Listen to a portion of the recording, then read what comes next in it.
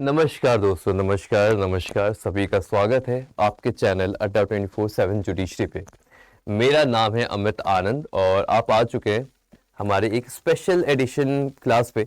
एक छोटा सा सेशन है, बट वो सेशन मुझे बहुत दिलचस्प लगा क्योंकि ये जो ऑब्जर्वेशन है, ये ऑब्जर्वेशन हमारी जस्टिस स्वर्णाकांत शर्मा के द्वारा दिया गया है। ये ऑब्जर्वेशन बहुत ही माइन्यूट है बट बहुत ही सटीक है। तो चलिए चर्चा करते हैं आखिर है क्या। तो सेशन में चलने से पहले आप सेशन को लाइक कर लीजिए, शेयर कर लीजिए, वीडियो को सब्सक्राइब कर लीजिए, चैनल को सब्सक्राइब कर लीजिए और आगे बढ़ते हैं। चले, तो पहला क्या, दिल्ली हाई कोर्ट ने कहा है कि एक डिस्टर्बिंग पैटर्न देखा गया है। पैटर्न मतलब एक आदत, डिस्टर्बिंग पैटर्न देखा गया है जहां पे जो अक्यूज है, जो रेप का जो अक्यूज है, वो विक्टिम से शादी कर लेता है। ठीक है, मगर क्यों करता है? ताकि उसके ऊपर जो पड़े क्रिमिनल चार्जेस है उससे वो बड़ी हो जाए। Accuse marriage the rape victim to evade criminal charges and promptly abandon her once the FIR is quashed और बेल इज सिक्योर्ड। और जैसे उसकी एफआईआर को क्वॉश कर दिया जाता है या उसे बेल मिल जाती है, वो उस विक्टिम को फिर छोड़ देता है।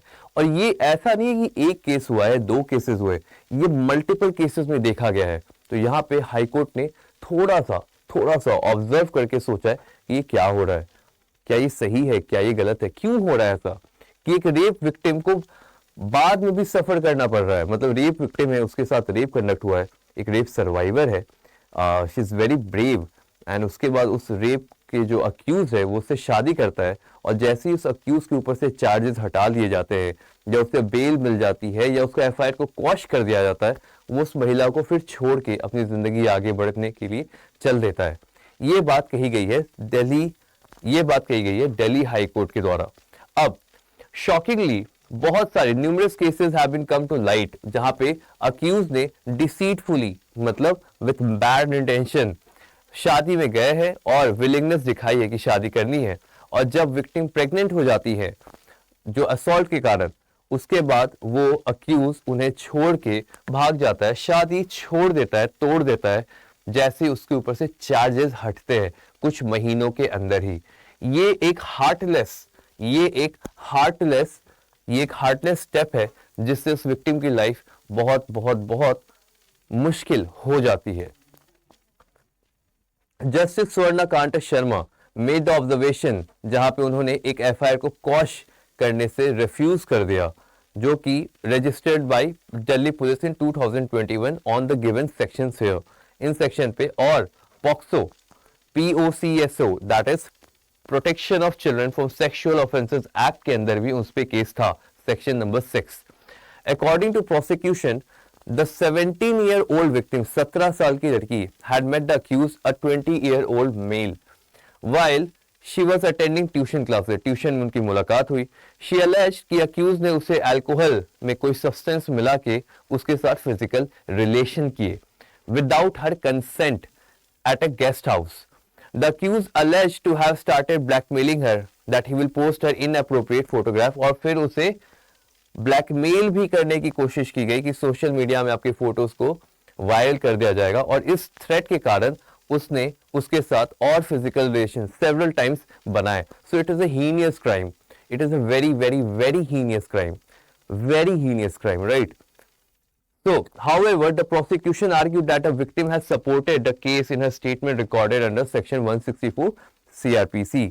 जो फिजिकल रिलेशन थे वह मेड बाय फोर्स, और विक्टिम ने ये क्लियरली मेंशन किया है सेक्शन 164 के स्टेटमेंट में, और पुलिस की एफआईआर में भी ये बात लिखी हुई है।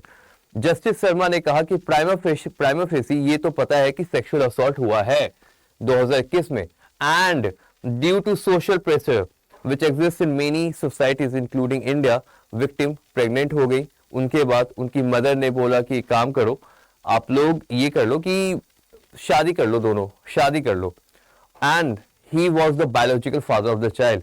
The victim was pregnant with the child of her assaulter. मतलब this is so bad.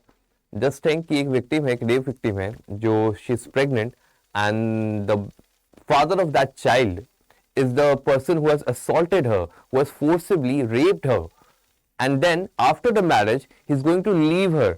सो ये एक पैटर्न देखा गया.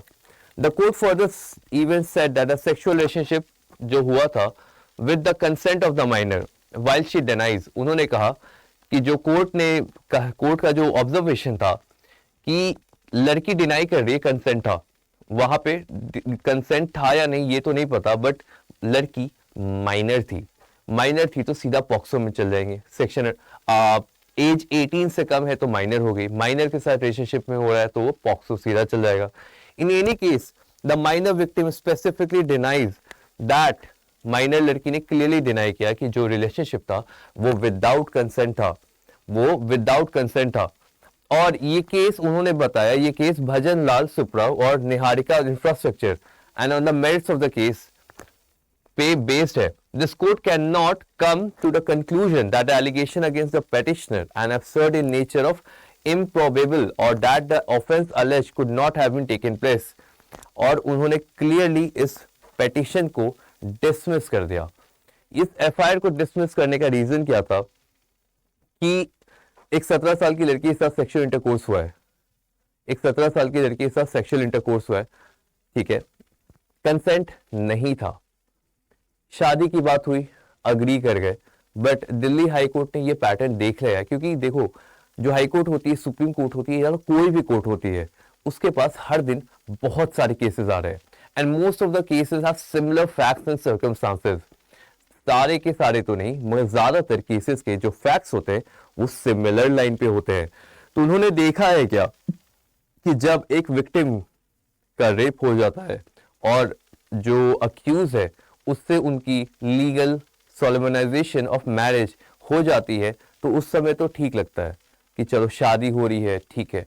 बट जब एफआईआर क्वॉश हो जाती है या तो बेल उनकी बेल उनकी अग्री कर दी जाती है, बेल अलाउ कर दी जाती है, तब वही अक्यूज उसे छोड़ के कहीं और चला जाता है. So this is the irony of a failed system which relates कि एक अक्यूज कभी भी विक्टिम के साथ शादी करके रह सकता है या नहीं. इस सवाल का जवाब आप कमेंट सेक्शन में बताइए.